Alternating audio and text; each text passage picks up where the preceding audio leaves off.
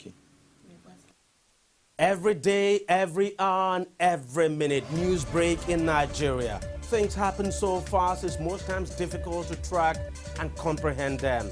But that's what we do right here on Digit 360. 2015, would you want to come back again? It's like asking Jesus Christ if he knew he was going to die, will you want to come back as the savior of the world again? We do not just help you track the stories, we break them down, explore all the angles, analyze the issues so that you can fully comprehend the stories and use them to make the right decisions.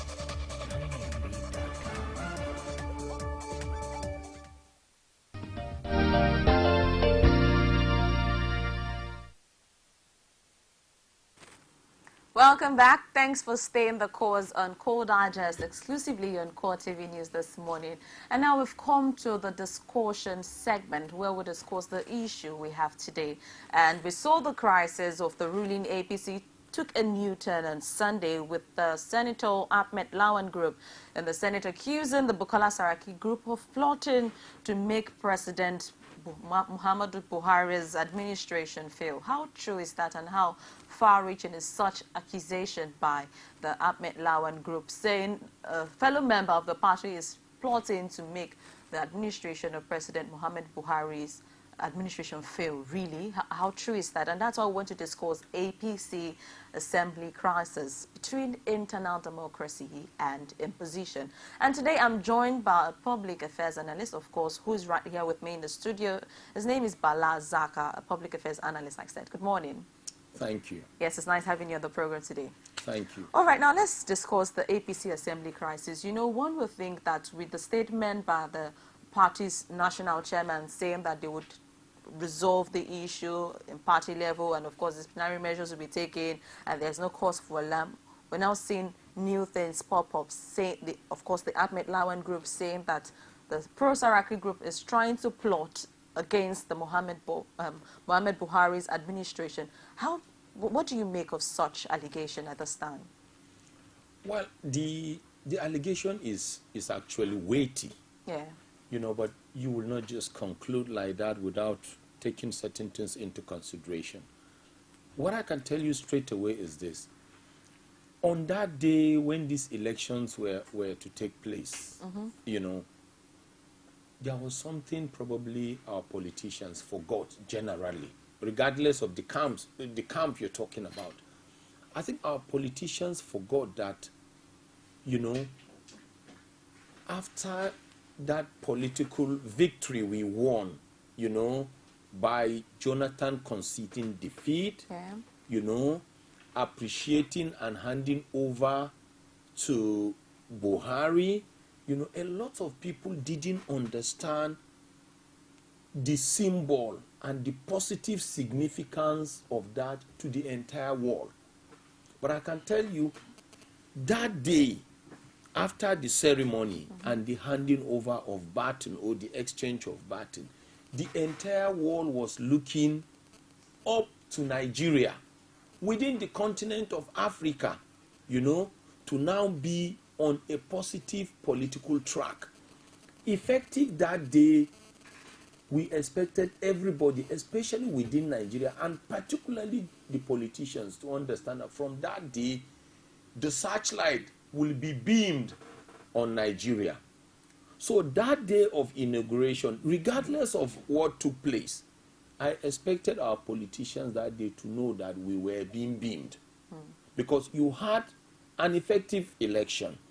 You had a very good handover. Then now, there was a need for inauguration of the upper and lower chambers. Right. They forgot that the entire world was also watching to see how that was going to be concluded so that true political governance will continue.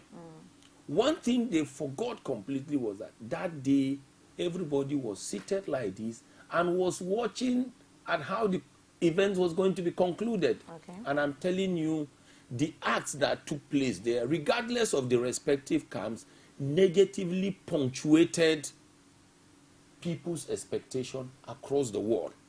And that was the day that marked the beginning of likely legislative lawlessness. All right. Now, do you what can you say about the emergence of Bukola Saraki, to even start with the emergence as a Senate president? As far as I'm concerned, Bukola Saraki was somebody before now that has demonstrated attributes and qualities that are worthy of praise and emulation. He demonstrated that. Fortunately, I have a high level or some degree of interest in the oil and gas industry. I saw how he analyzes issues that have to do with the oil and gas industry, the environment, and other things. From that point, I saw him as a very brilliant person. He demonstrated vibrancy and dexterity. I remember one quality he demonstrated that endeared me personally to him. There was a time, I think, in the political history of this country, I think we were made to understand that his father had an interest in somebody to become the governor or to succeed him. And Bukola Saraki stood his ground and said, in the interest of Kwara State, in national interest, somebody else was going to be better if and when given the chance. At the end of the day, I think one way or the other, whether the father conceded or didn't concede, but the right person eventually emerged, and we are still reaping the benefit of that suggestion, that thinking by Bukola Saraki. So he had a history of somebody that can think through certain things. So you're saying he took a U-turn on the principles he actually held, of course, as a Senate president, looking at the activities that happened. Okay. Looking at his antecedents, you know, like based on how they almost had a family issues with his dad, and how they overcame that. The person he proposed, the person he wanted, eventually started leading the state and has been leading the state effectively. People are enjoying the dividends of governance there, right? Then I said, in the 7th Assembly, you know, I saw some of his expositions, some of his comments as far as the oil and gas industry was concerned, as far as the environment was concerned. He demonstrated intelligence.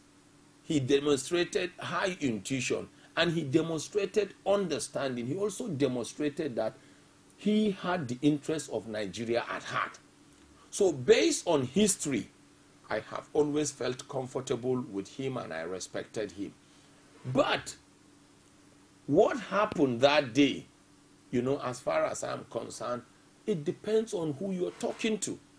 I can tell you, anybody that tells you that Bukola Saraki is 100% right or 100% wrong, that person will not be truly analytical. Because the camps that were offended had their reasons. The camps that felt they are victorious had their reasons. But people like me and all other citizens who will want to be led by our leaders today, because as we speak, Bukola Saraki, whether as a senator or even as a former governor, is my leader. Lawal is my leader. Bajabi Amila is my leader. Tinubu is my leader. Buhari is my leader. Lai Mohammed is my leader. We want to be led in national unity. We want to be led by leaders who will think through national issues and in a civic manner. All right, but with your knowledge of Bukola Saraki's precedents, do you see him as a cankerworm in the President Muhammad Buhari's administration, like the Lawan group suggested? No, at first sight, I will say no. But to be honest also with you, you know, I can't say what the party had in mind. I don't have an insight into the understanding and the congruency they wanted to have. I don't have an insight into how they were planning to lead Nigeria. Because if they had an arrangement and there was a congruency and understanding, and now we are seeing a different display, then somebody is acting the role of probably a betrayer or a traitor. But one thing I can tell you, like I said, it depends on who you're talking to. But one thing we know is everywhere you go, whether within political parties, we have leaders, right? leaders sometimes within your political party will arrange and project you depending on their interests or depending on the interests of the party. Sometimes there will be collusion between your own interests and the interests of the party. But citizens are more interested in national interests. So what is happening today, anybody can give his own answer. And that's why I said it's based on the balancing of probability. It's possible that Bukola Saraki's interest may end up being the national interest that Nigeria will benefit from.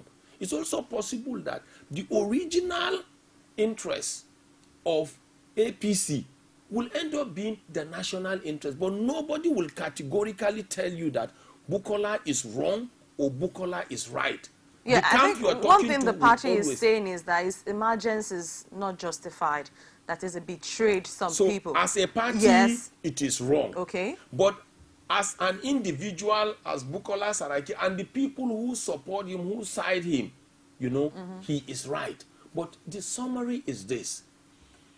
3 stakeholders exist today to make sure in the next 4 years, right, Nigeria is taken out of the political woods and the economic woods. And these stakeholders, apart from the electorate or the citizens, these stakeholders are the executive, the legislature, and what? The judiciary. So basically the 3 arms of government. If you have executive lawlessness, Nigeria will have issues in governance. Yeah. If you have judicial lawlessness, the Nigerian governance will be punctuated negatively. And if you have judicial lawlessness, we are also going to have problems with our political governance. Right. So now what do you make of how the party is addressing this crisis, which is actually getting tougher by the day? Because as one thing gets ending, something else come up and you're wondering when is it going to really end? So what do you think about how the party is handling this crisis on their hand? Nobody today will tell you the heart of the party. Even the president of the Federal Republic of Nigeria cannot tell you exactly. Because you have the president, yes, who is a product of the party. You have the chairman of the party. You have the leader of the party. Then you have divided camps within the party. As far as I'm concerned, I have not seen a place where the president of Nigeria today, who is an offshoot or product of the party, I've not seen him on a round table with the leader of the party, who is Jagaban. I've not seen the chairman of the party, who is Oyegun, and all the dissenting voices in one room and on one table.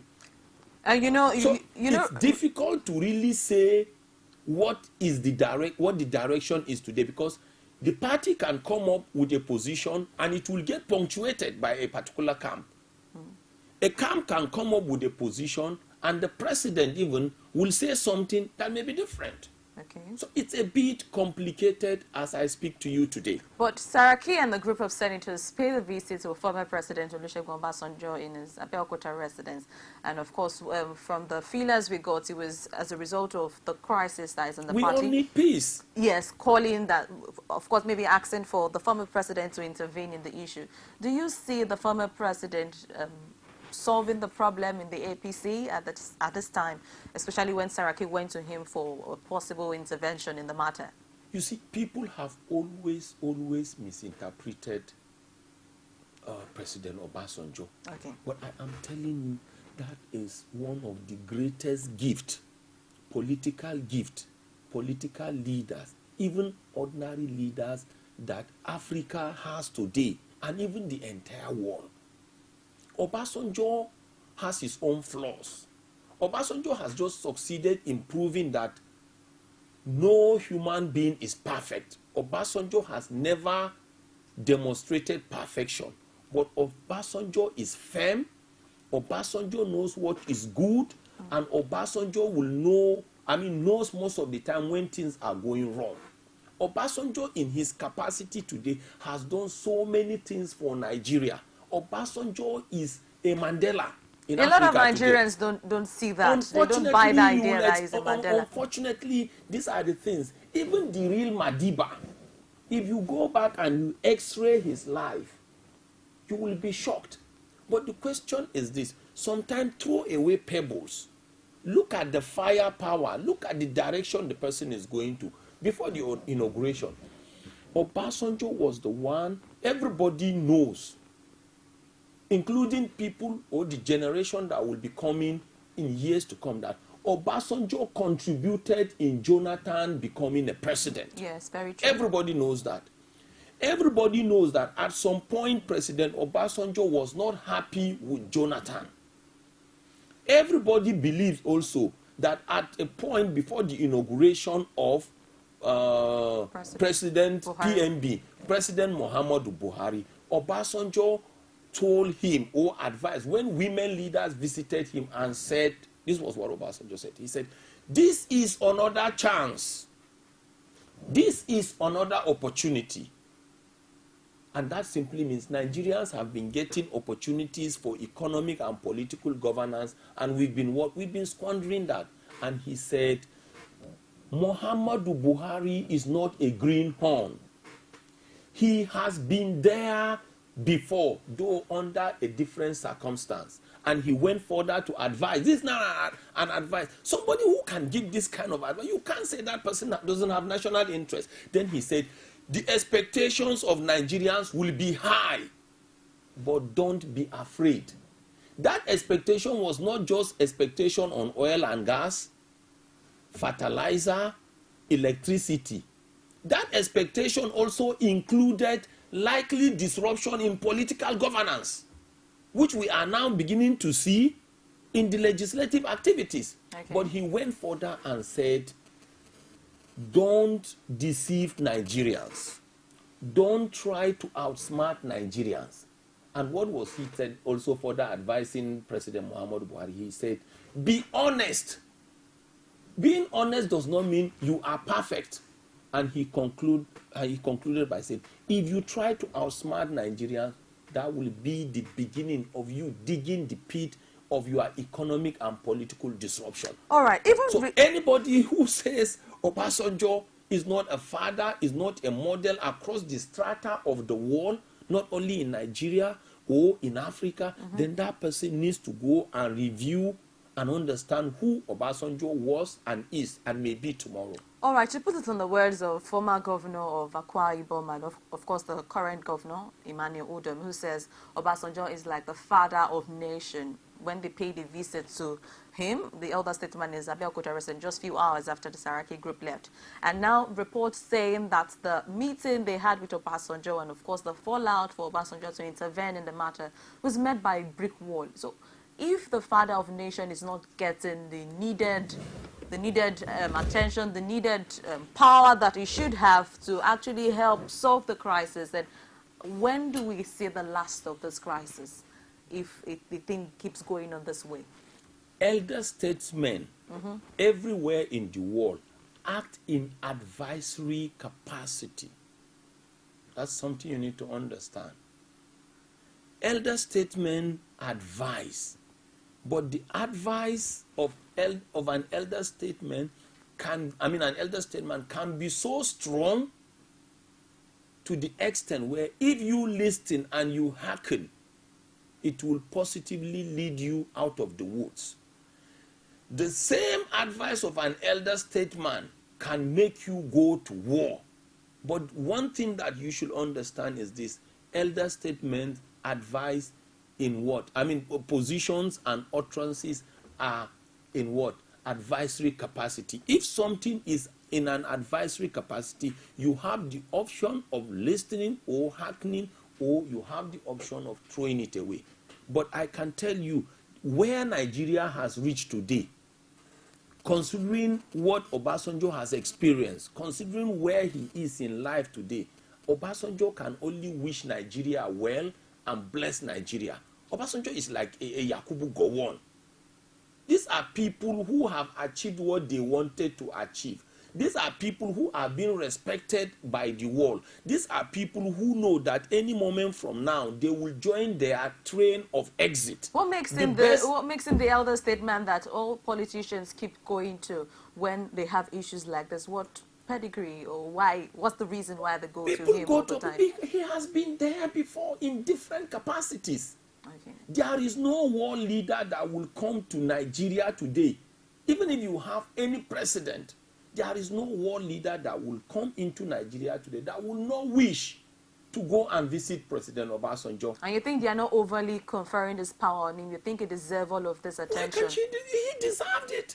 He deserved it. We have the record of his life. Forget about, that was why I said forget about petty distractions. We all have our weaknesses and lacunas at some point. You understand? In fact, that was the person that demonstrated that if military wants to hand over, they will hand over. If military have the interest of their country at heart, they will do the right thing. That was somebody that initiated the process after his boss or his predecessor, General Murtala, left. That was the person that initiated the process they had in place and handed over. That was somebody that at some point would have been dead like his second in command, Yaradua. Okay. And he survived. That was somebody that had the opportunity to lead Nigeria for so many years. That was the same person that had the opportunity of grooming a second Yaradua.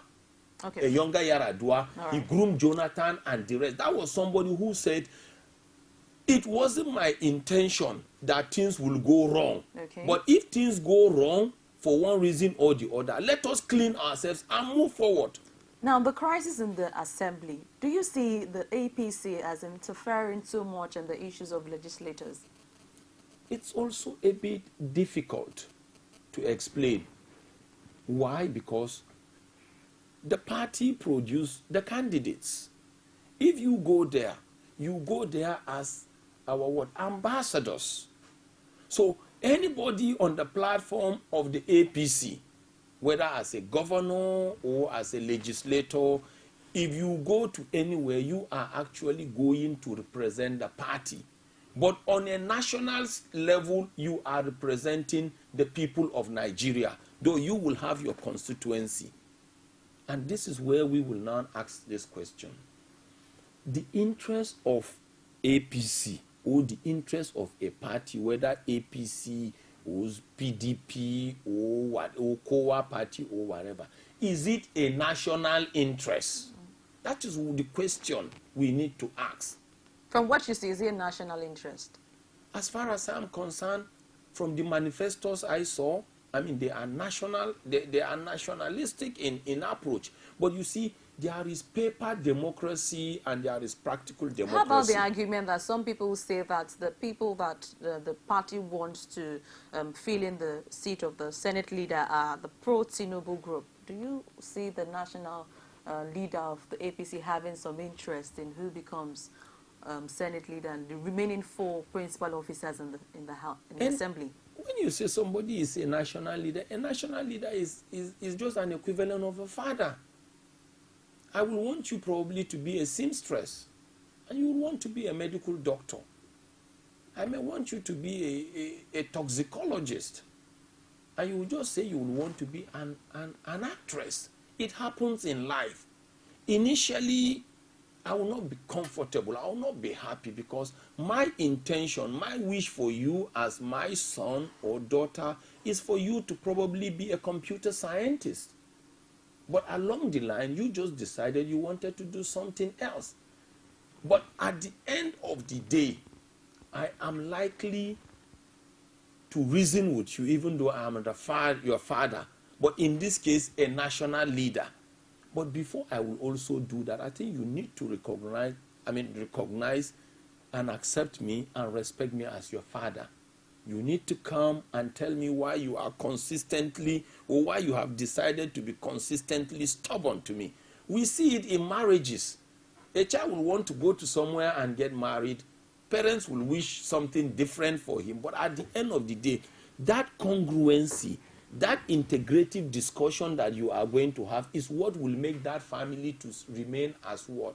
As one and a strong family. Now, do you see the order for principal offices of the House of Assembly, or of course the Senate, being imposed, or should there be an internal democracy to actually elect these offices rather than the party giving them the members that should fill the position? What's your take? To be honest with you, at the national level, to me, whether the executive or the legislature, at the national level, they are supposed to work in national interests. That is, have an internal democracy to elect their leaders, within, not yes, imposition. Because what is happening at national level is, when you are discussing in national interest, you will talk about oil and gas industry. If you're talking about oil and gas industry, there may be no oil in Kaduna or Sokoto or whatever, but you will discuss it because it's a national issue. At national level, you will discuss about security. There may be no Boko Haram in Lagos. There may be no Boko Haram in Bayelsa, but one way or the other, Boko Haram is being experienced in Nigeria. So you discuss Boko Haram. At national level, you may be having problems of electricity, right?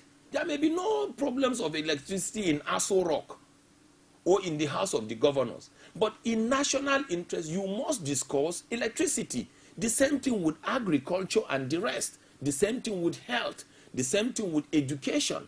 The same thing with staff welfare, right? So in national interest, you are supposed to discuss national issues. But when people go down to their respective constituencies, of course, I'm a minister, I'm a legislator, I'm from a particular state, from a particular local government. That one is a localized thing. You have governors in that capacity. You have local government chairmen in that capacity. But when you meet to discuss national issues, you discuss football. Football is a national issue.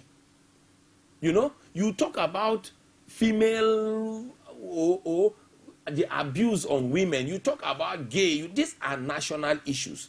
So my advice is this.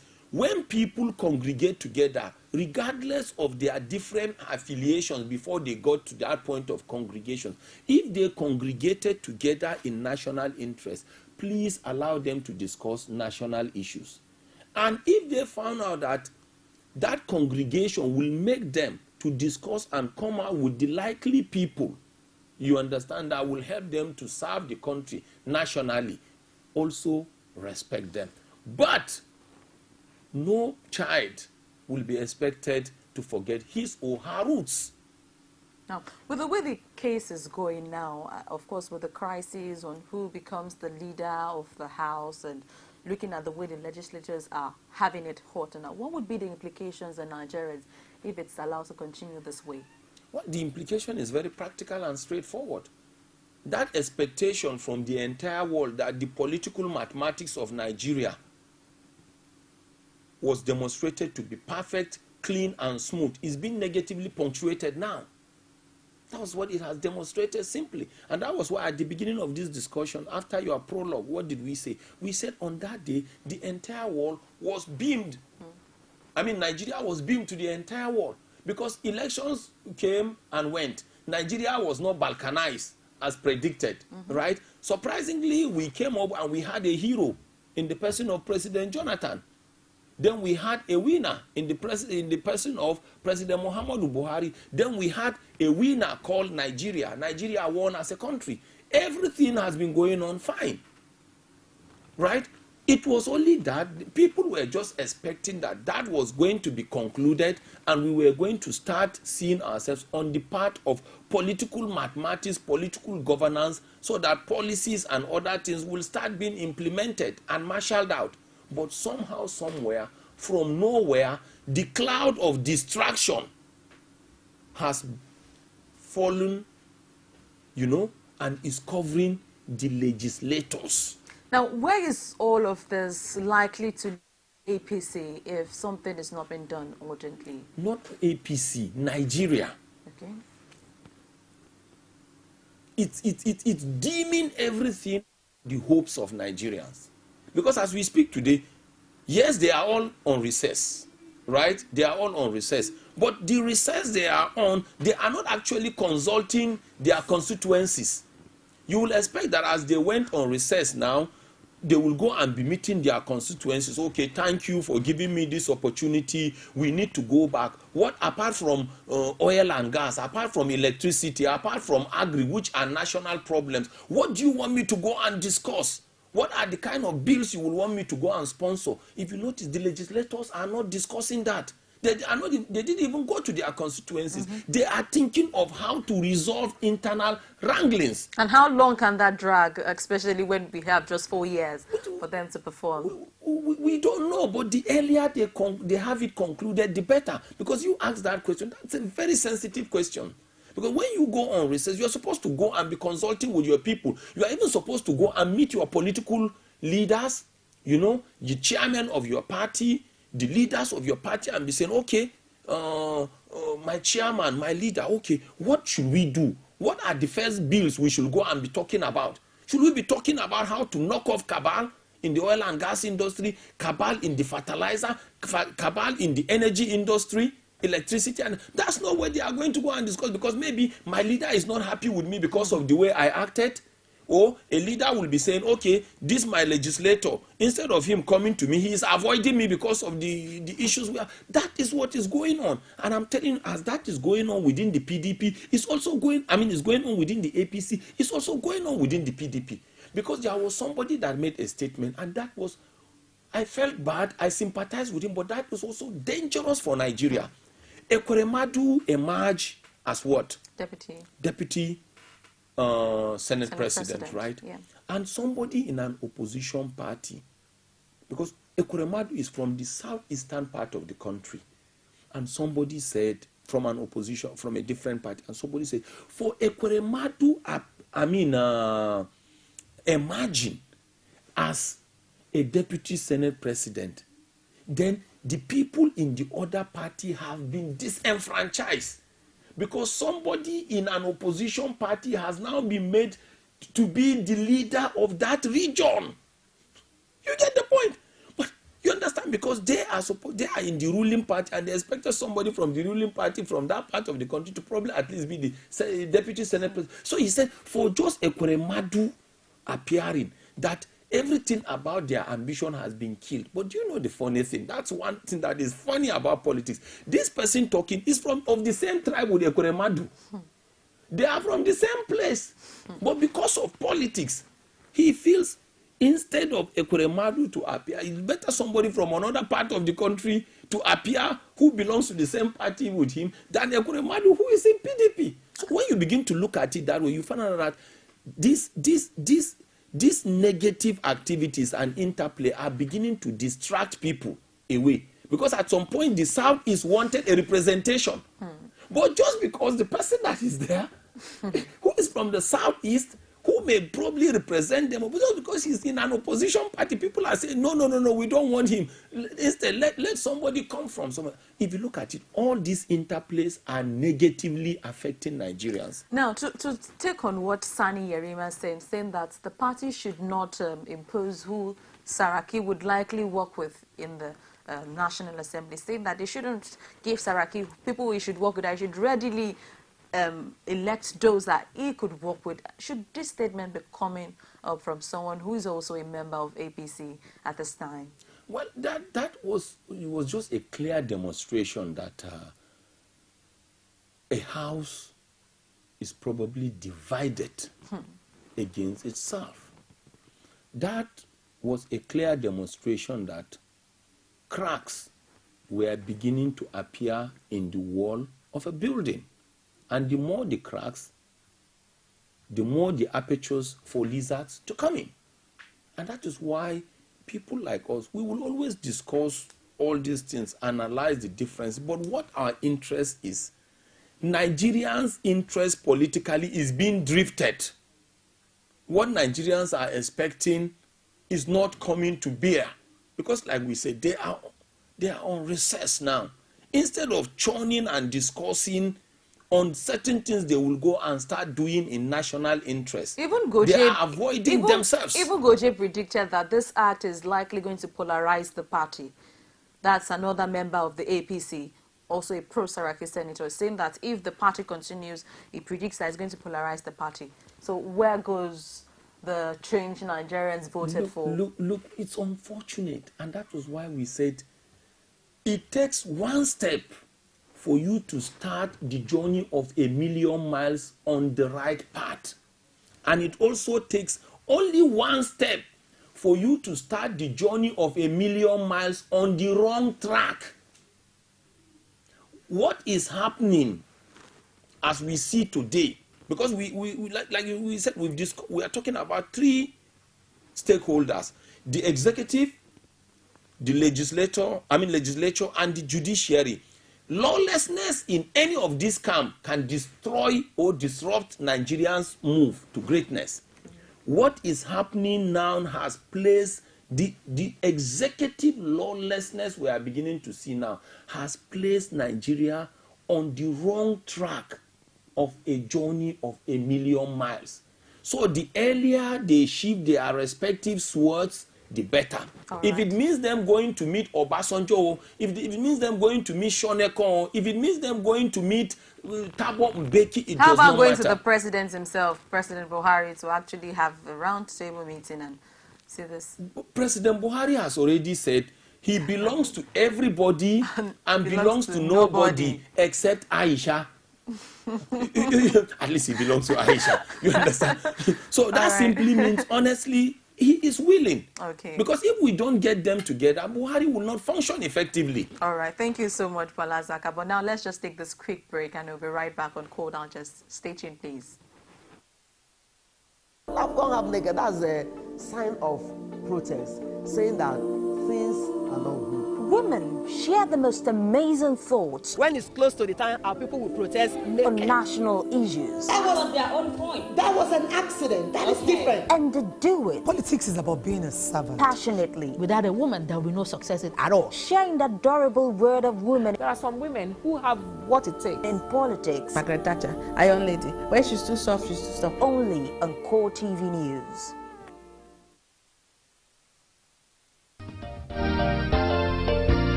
Thanks for staying the course. The program is still Core Digest on Core TV News. And today we are discussing the APC Assembly crisis between internal democracy and imposition. And to be a part of today's discussion, do well to dial the number showing on your screen as you could give your live contribution and comment on what you think about how lawmakers should settle the issue amongst them, of course, leading Nigerians, of course, because Nigerians would be the one to bear the larger brunt of the issue if care is not being taken. And, of course, other contributions you have on the topic of discussion.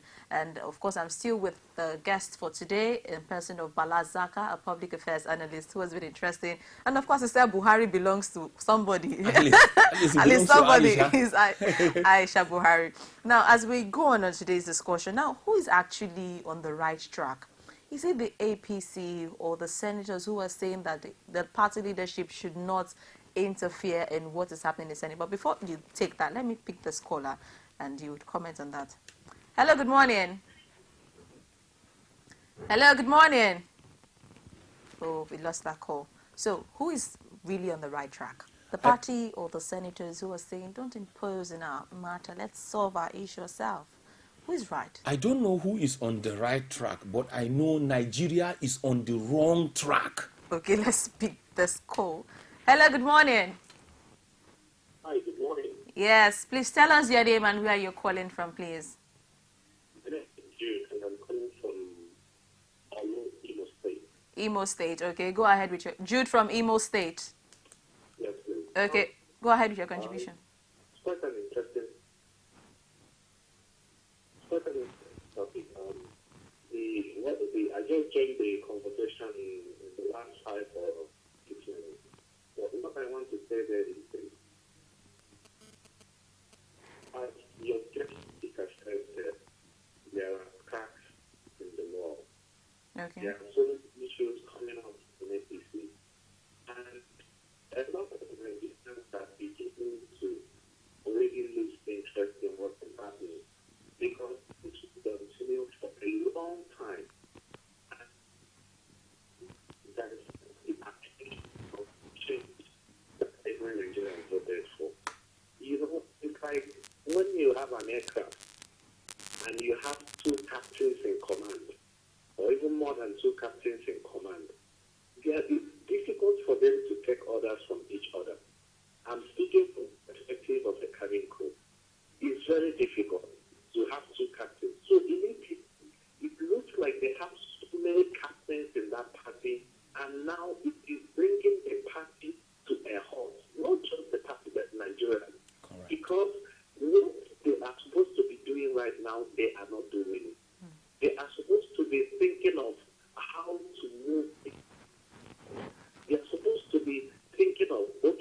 Nigerians, we promised you that we make 1 naira equals to $1. That this is what we are going to do. That these are the policies we have in place. This is how we are going to do. These are the things, the promises they made, how to realize those promises. That's what they should be doing. Then look at what has been happening in the National Assembly. It's quite unfortunate that the president cannot function without the National Assembly. There is nothing he can do. It's absolutely clear. So it's better APC put this house in order. It's better to put the house in order.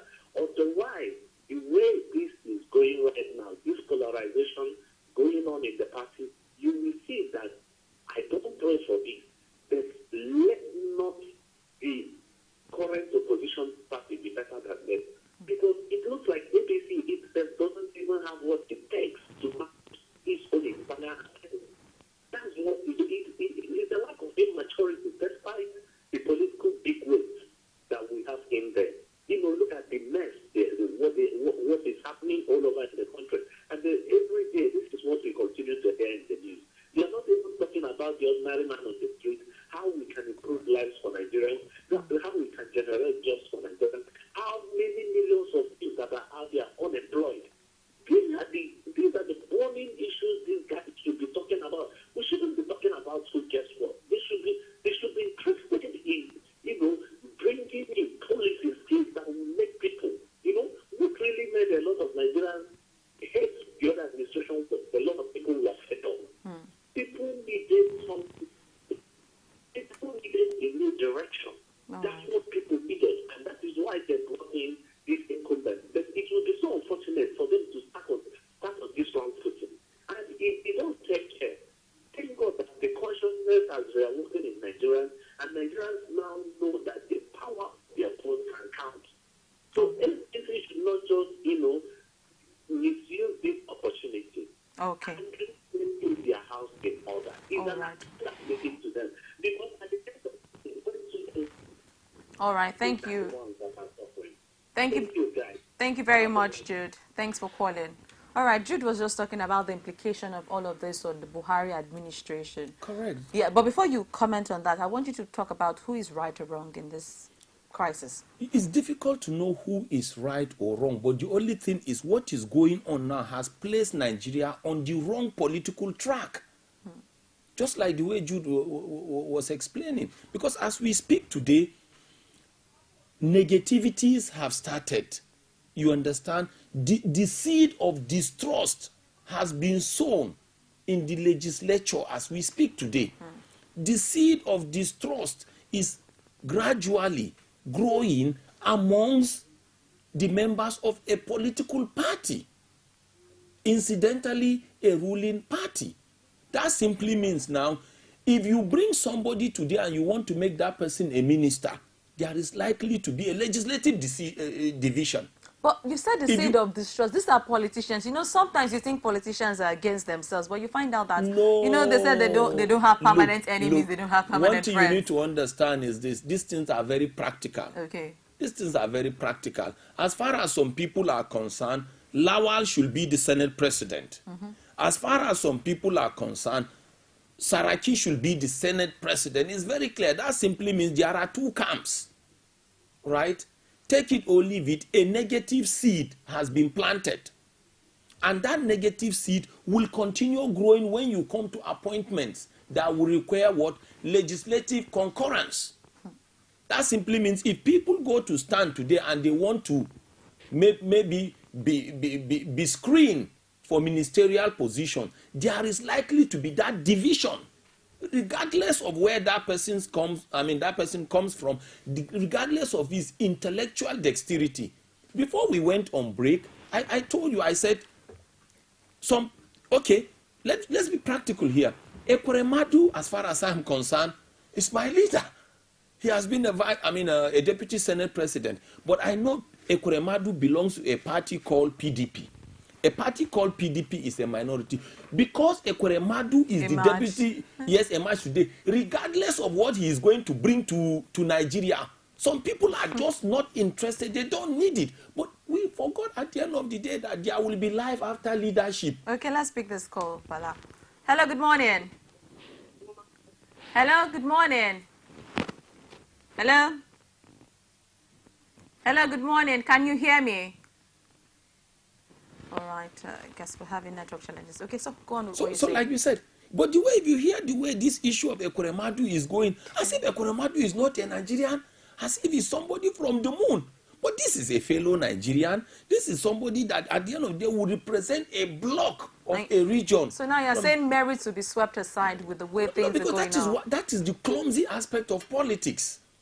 One thing about political clumsiness and negativities of politics is, that was why we said don't allow lawlessness to come in. Because the moment you allow lawlessness, you understand, you plant a negative seed.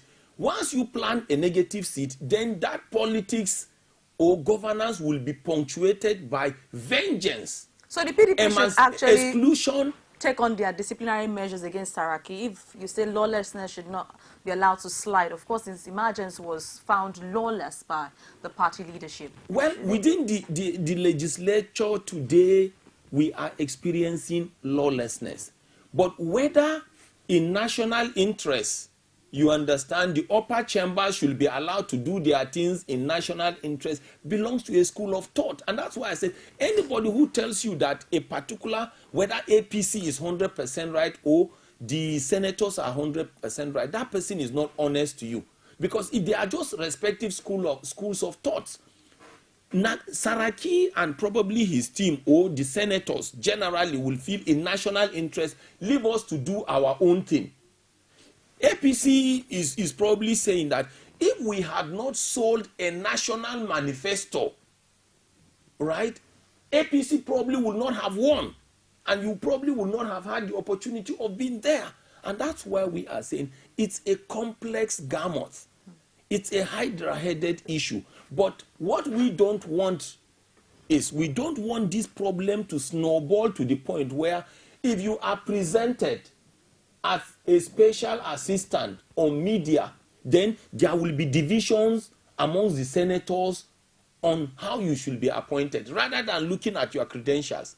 Because anything that is just going to happen, that's why we said, like Jude also said, that crack you are allowing, the more the cracks, a time will now come, if you are to be the minister for information and you are placed there, people will not analyze you and screen you based on your potentials and credentials, but people will be analyzing and screening you based on the camps you belong to, or the camps that are there. Now, and there is every likelihood, if I say, hey, Auntie A, take a bow or explain this, somebody in a different camp will counter it. At that point, it is not national interest, but national confusion that will take the floor of the chamber. Now, to put it in your word, how can this national confusion have far-reaching impact on the Buhari change message and gospel, especially which won in the 2015 election? It is already having. Because as far as people like me are concerned, Buhari is just seated and waiting on them on that aspect while doing other things.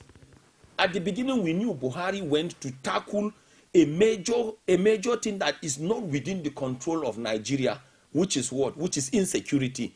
Why did we say it is not within the control of Nigeria? When these terrorists strike, they can cross to another country. And there is what we call territorial integrity. So he noticed that what he needed to do was to go around these neighboring countries that have shown that they can work with Nigeria, right?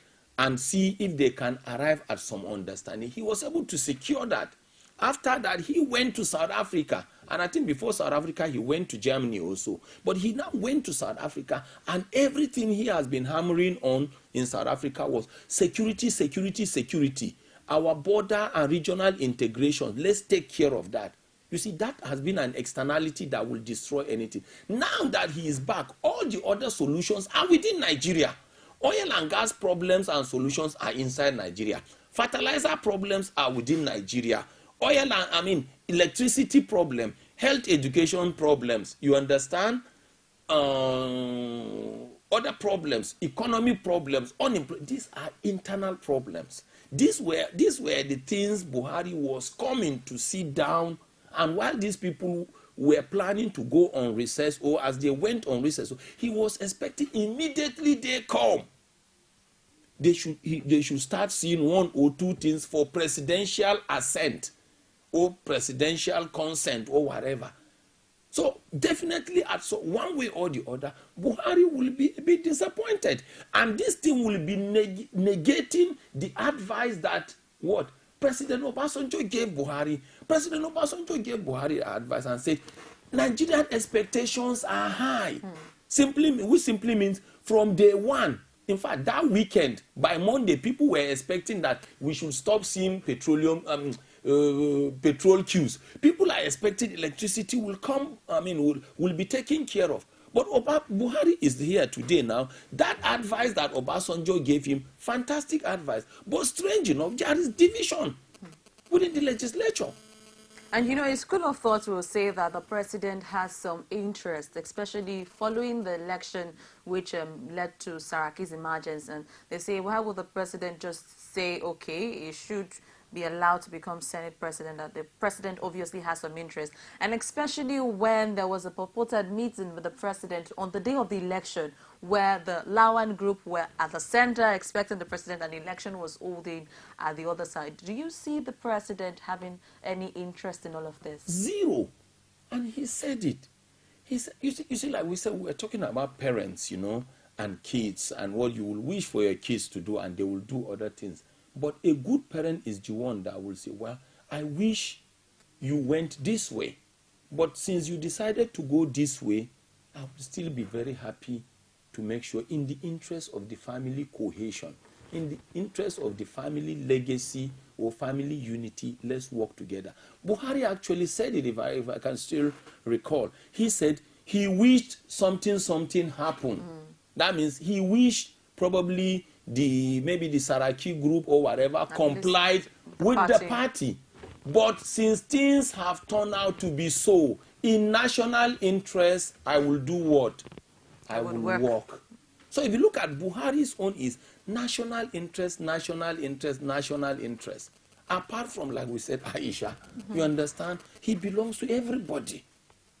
But whether you like it or not, what is going on now is slowing him down. But the meeting which was scheduled to happen that day when the election was going to happen, what do you see in the middle of that? The meeting which was supposed to be held with the president. It will just be a guesswork, a conjecture, and a conjecture. Because before that, there was a mock election. People are forgetting that there was a mock election. And after the mock election, it was expected that the leaders of the party stood their grounds and say, hey, our children, our ambassadors that will be going to the legislature now, please abide by what we have decided as parents. I don't want to believe that it is always, you will always know when your children will want to betray you or decide against what you have decided as parents. So when you look at the mock election, probably things were supposed to have been resolved. You know, people were supposed to have try suiting the ambers of pains and anger. That was where they needed to have reconciled everything. But to the best of my understanding, they didn't reach an integrative bargain. But after that, even in family meetings, if you cannot fix it within the family cycle, anything can happen outside. So what happened during the day of the inauguration, to the best of my knowledge, probably took everybody, including the leaders of APC, by surprise. Because we saw the clips, people like you and your stations were showing. The leaders of APC were shocked to their marrows. So at that point, Buhari had nothing to do with that. Buhari was just a neutral person. Today, in fact, I want to believe that Nigerians are even slowing down on mounting pressure on Buhari, because they've just noticed that what is happening now is actually a distraction being caused to him, not necessarily that he is slow. If not, there will have been so much pressure on him. Now, speaking on the pressure on Buhari, you know, of course, when the president emerged, we had something called the Buhari meter, measuring all the things the president is doing in line with the promises he made. Do you think Nigerians are too soft on the senators? Why can't there be a senator meter? Of course, looking at how much they're wasting time on this internal crisis and not getting to do what we actually voted there for. Are Nigerians laxed on having a senator meter or something? The only thing I can tell you is I want to believe that President Muhammadu Buhari still has that gauge or that throttle of the speed he wants to use in trying to see the best he can do for Nigeria. But remember, the same president has confessed to the entire world that he is a converted Democrat. And because you are a converted Democrat, there are certain things that are expected within democratic dispensation. These are clear. You're talking about a general that has the mentality of generals, that has the mentality of a military officer, a military head of state. But he was the same person that said, I am a converted Democrat. And I'm telling you, I wouldn't be surprised if Buhari is not boiling inside and wish he is in his usual toga or khaki of the military. But because of that thing, he said he must wait. In fact, I want to believe that Buhari is beginning to learn new lessons. He will be asking probably himself that, I wish I will give these marching orders. Let us get tankers out of the way. Let us fix the rail lines so that we'll start moving trains. We will use trains now to start moving refined product using wagons and get these tankers out of the way. But in democracy, not paper democracy, in practical democracy, you must wait. These things must be discussed by lower and upper chambers. And I won't be surprised, between you and me and other Nigerians, I won't be surprised if Buhari is not sitting down and say, hey, is this the democracy? So by saying I'm a converted Democrat, does it mean I will, if I need to wait for 10 months for these things to resolve or for one bill to be passed for my accent, is this what it will take? Because the way it is happening now, if these things continues and there is no understanding, even the lieutenants that are supposed to work with him, like we said, the ministers, by the time they are being presented, the screening will be based on polarization. The screening will be based on hate. The screening will be based on vengeance. The screening will be based on exclusion. The screening will be based on emasculation. Isn't there and how can you get good lieutenants like that as a converted Democrat even? I mean, Democrat. Yes. Isn't there a way citizens can actually check and balance the activities of these legislators if the president is being handicapped, of course, because you are already doing that. Okay. You are already doing that. You don't know the thousands and millions of Nigerians that are watching. You had Jude from Imo State. Jude has expressed his displeasure.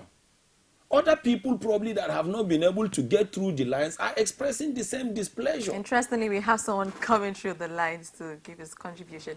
Hello, good morning. Hello, good morning. Okay, it seems okay. Please do well to call back. The number is still on your screen as you could give your live contribution on the show. Okay, as you were saying. You're already providing the solutions. These discussions we are having, at some point the legislators are watching, their probably relations are watching, the party leaders of the different camps are watching, the clock is ticking. 2019, I mean, the clock is already ticking. 2019 is just by the corner. The countdown has started. Effective 29th of May 2015. The countdown clock has started ticking already. And people are already assessing. Very soon it will be Buhari's or this regime's 100 days in office. Very soon it will be this regime 30 days in office. Very soon it will be this regime's 1 year in office. So who said Nigerians are not assessing? But the general interplay of activities is just showing that Nigeria has jumped from the positive track to the negative track. Okay, let's take this caller, Bala. Hello, good morning. Hello, good morning. Okay. All right, I think something has to be done with this network. Okay. You know, the only thing that is holding back the anger. Okay, we have a scholar. Okay. All right. The only thing that is holding back the anger of Nigerians, the only thing again that is holding that speed of venom and annoyance from Nigeria is probably the fact that they are on recess now. Okay, let's pick this call. Hello, good morning. Good morning, how are you? Yes, very fine, thank you. Please tell us your name and where you're calling from, please. Mr. Buto, calling from Makodi, Benue State. Okay, Buto from Makodi. Benue State. Okay, please go ahead with your contribution. Having heard your discussion, I think what Boko Saraki should do is that if he knows he's going to win the election, let them go back to the house. Let them leave senators in the house and let the proper election be conducted.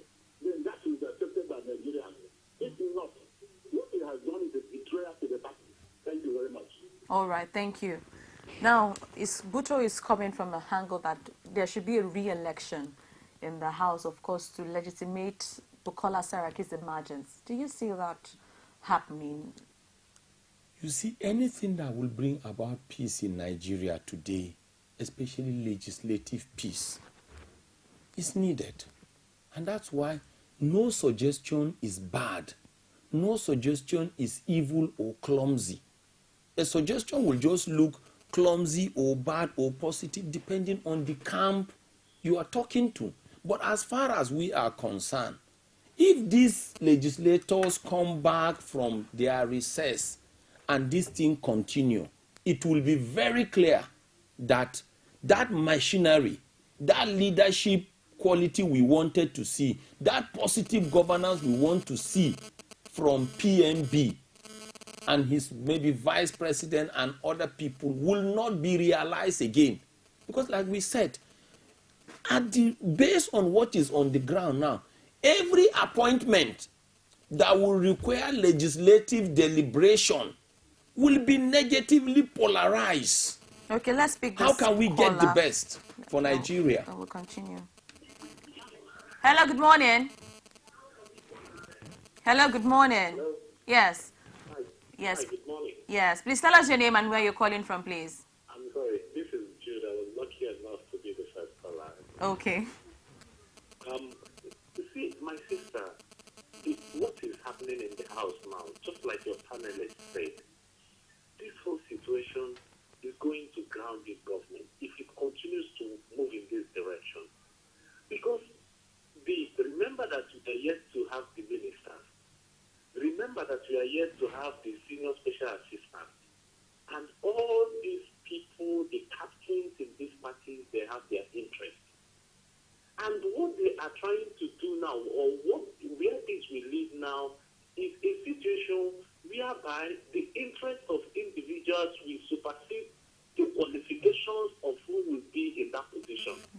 That is what is going to happen. Because I have seen PNP, he came out and said he doesn't want to meddle in the affairs of the National Assembly. That is why he wants them to sort it out, and then he can't wait to hit the ground running. For him, I know that he's ready to do what it takes to move this nation forward. But what is happening in the National Assembly now is a situation whereby maybe where you have somebody you know that can deliver in this job, you present it because he's not in your side of the divide. It is now clear now. This house is polarized. It is absolutely polarized, and it's going to affect most of the decisions they will make. You now see that I still say it. When these things are happening, who are the ones suffering? Who are the ones that will suffer these things? Just like common Nigerians like me, those that have been out there looking for jobs since 2006 and so many years. These are the people that will suffer. You say that, as he said, the clock is ticking already, and it will now mark a slow pace for this government to function.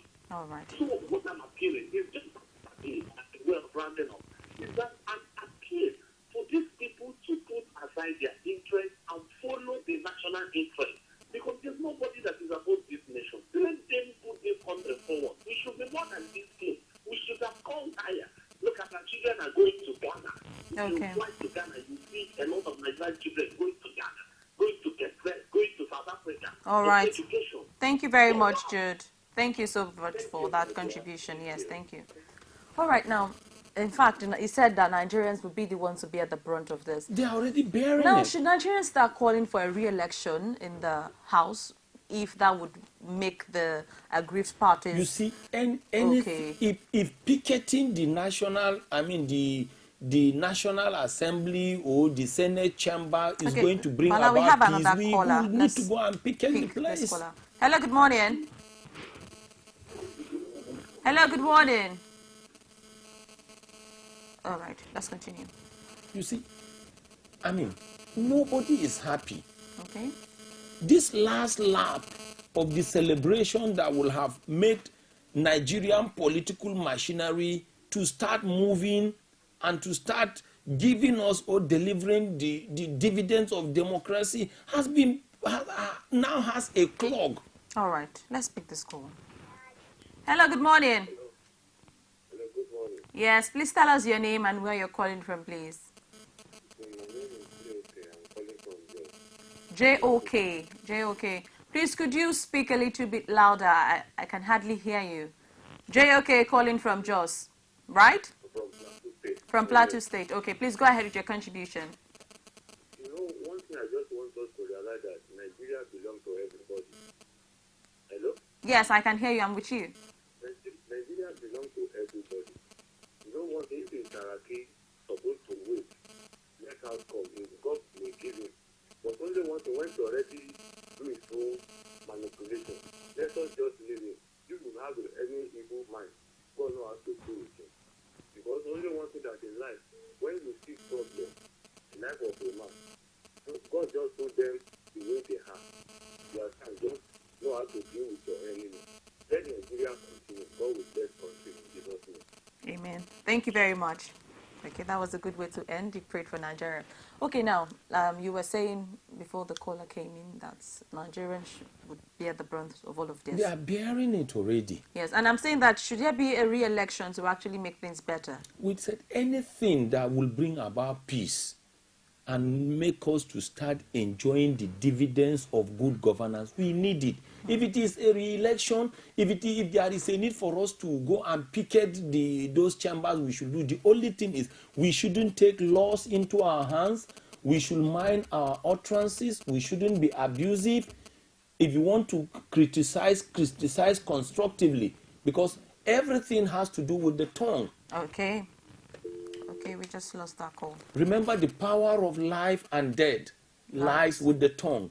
We can use our tongues to further negatively punctuate and aggravate the crisis going on there. All right. And we can use our tongue to make sure we bring about peaceful congruency. Let's pick this call. Hello, good morning. Good morning. Yes, please tell us your name and where you're calling from, please. I'm Christian. I'm calling from Imo State. Okay, Kristen from Imo. So go ahead with your contribution. Thank you, my sister. Okay. Go ahead. Okay, thank you, my sister. Yeah, the problem we have in this country is legislature. The problem we have in this country is legislature. Okay. They are there. They are not there for the masses. They are not there for the common man. They are there for their selfish interest. I can hear you. Go ahead. Is that all? So, calling for re-election, order is nothing. Let them move this country forward. Okay. Let the progressive side take good example of Jonathan by accepting defeat. Okay. All right. Thank you very much for calling. Yes. Okay. Exactly. Nobody can tell you the exact thing that needs to happen for us to have a solution. But if you ask me one suggestion, I will want a situation where I will see a Bukola Saraki, a Tinubu, and Oyegun, a Lawal in the same house, the same flat, The only thing that they should have in common is that parlor, right? This one in this room, this one in this room, this one, eating on the same plane. I mean, on the same plate and embracing themselves. But they do these things. It has not happened since that event took place. You can't be so sure because when I said I'm just talking, that one is already symbolic on its own. Okay. But I want to see a Bukola Saraki, an Oyegun, a Lawal, a Gbajabi Amila, and a Tinubu together. For keep the president aside. All right, let's pick this call. Then we'll continue. Hello, good morning. Hello, good morning. Could you reduce the volume of your TV? Could you reduce the volume of your TV set? Have you done that? Hello? Hello, I'm calling from Zaria. Your name again, please. Hello? All right, we lost that call. Okay, go on. You know, like Jude was saying from Imo State, what we want to avoid is a situation where at the end of the day, everything will be based on what? On distrust. Because we are yet to have ministers. Apart from even the ministers, so many things are likely to come on. Within the life of this dispensation, right? Tenures are going to expire. There will be a need for us to have maybe ambassadors, high commissioners. There will be a need for us to appoint DGs, to do so many things. And even how do we even agree on the basic things that have to do with Nigeria if we are experiencing this level of legislative confusion? The only thing that is holding some Nigerians back is the fact that they are on recess. But I will appeal to Nigerians. Let's keep talking. Let's keep advising. All these legislators we are talking about are parents to people. They are cousins and husbands and brothers and sisters of Nigerians. If we have the opportunity of talking to them or seeing them or sitting with them, let us make them to understand that they are trying to slow down the brake that is supposed to be released for the machinery of this new governance to work. You know, like some political observers said that if, in as much as Buhari has good intentions for Nigerians, if those working with him are not seeing the message is carrying, is likely going to be as bad as what the past administration has done. That's why we are saying. And so, does Nigerians really deserve all of this, especially when we voted for change? You don't deserve it, but they are your leaders. That's why you will continue to talk. The only thing is be civic in demonstrating or trying to express your displeasure to them. And that is why you have this saying that no matter how visionary you are as a leader, if you don't have supportive lieutenants, you will fail. As we speak today, and if God leaves us among the living, from now to 2019, President Muhammadu Buhari will be the Nigerian leader, right? Having his deputy as Professor Oshimbajo. But no matter how organized they are, no matter how principled and focused they are, if the lieutenants are not good, they will fail. And these lieutenants include what? Include the legislators. If these lieutenants, like the ministers, are going to be selected on the grounds of bias and polarization, they will fail. What we don't want is a situation where if you present a candidate for a position, because I'm bearing that grudge against the way elections were conducted, I will be against a particular candidate, just like what Jude said. All right, thank you, Balaza. Okay, let's just take this quick break and we'll be back on the show. Do well to stay tuned. You can now watch Core TV News live from anywhere in the world on our website, www.coretvnews.com. Click on Live TV on our website and watch us live. And welcome to Core TV Primetime Days. To follow us on Twitter, click on Twitter icon on our website. On Facebook, click on the Facebook and YouTube to see all our previous news production. You can also watch us live on YouTube. Click Core TV, leave a space, then News. Core TV News, a 24-hour news station.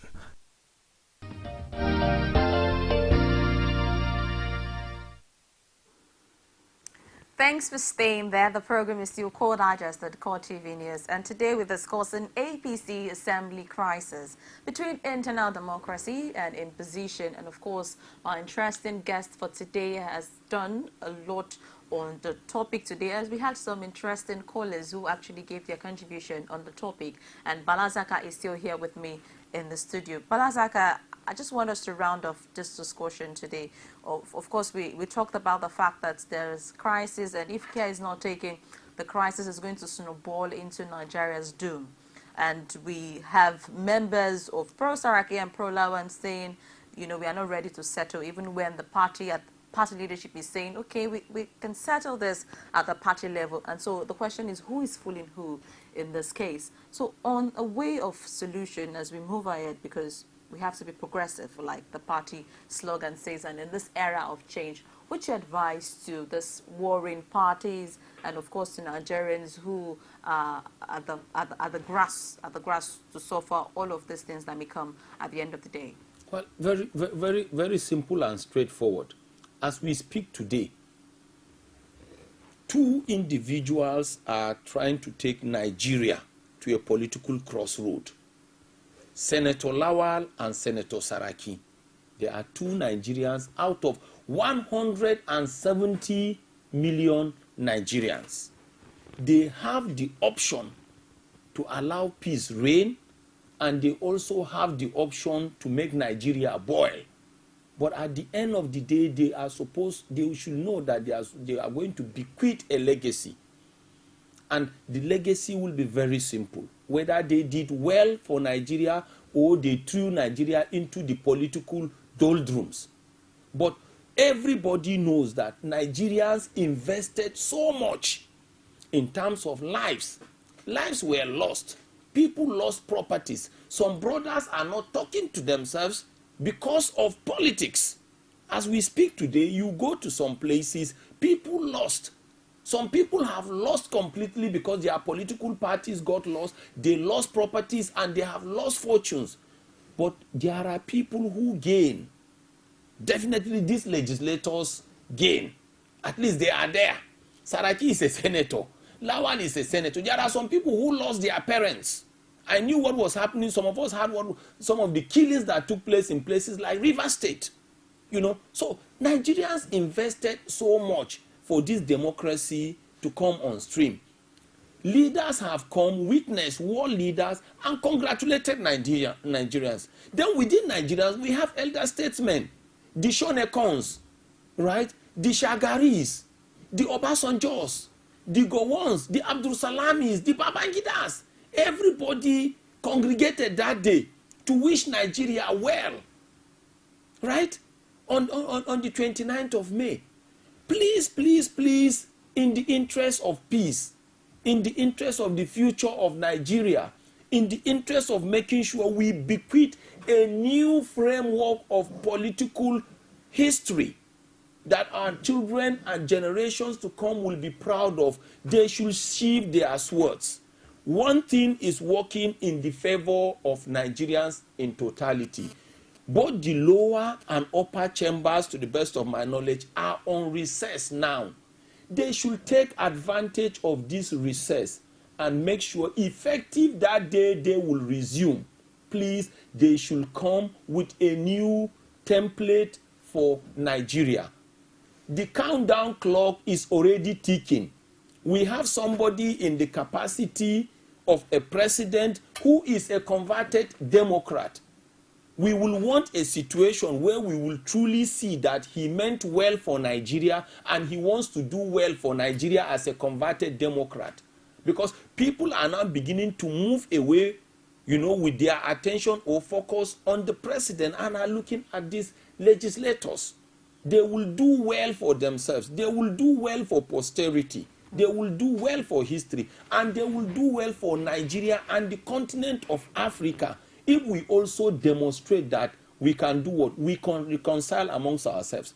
But fundamentally, believe me, one of the reasons why the Jonathan regime left, and one of the reasons also why I believe Jonathan accepted and decided to concede defeat, you know, even though the numbers shows that he was probably going to be the first runner-up, was to see what another regime, what another set of Nigerian leadership will come and do.